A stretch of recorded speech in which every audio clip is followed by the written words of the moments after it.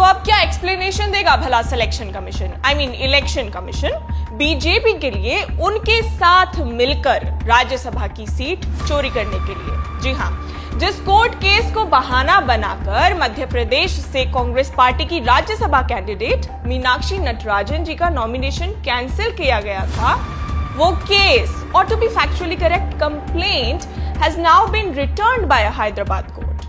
Yani the entire case, as we have been saying here, is nothing more than a conspiracy, a farce to take away any fair chance from the Congress party to contest in the Rajya Sabha.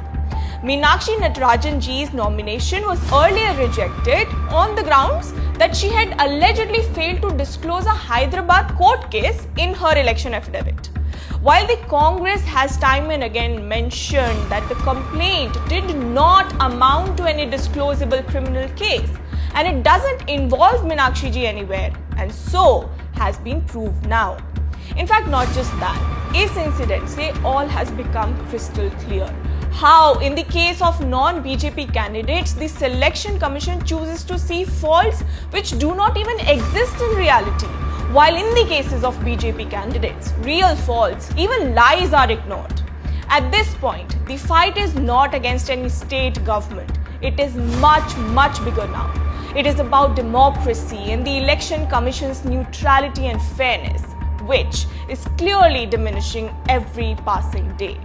Congress लगातार ये लड़ाई सड़कों पर लड़ रही है और न्याय मिलने तक हम नहीं रुकेंगे।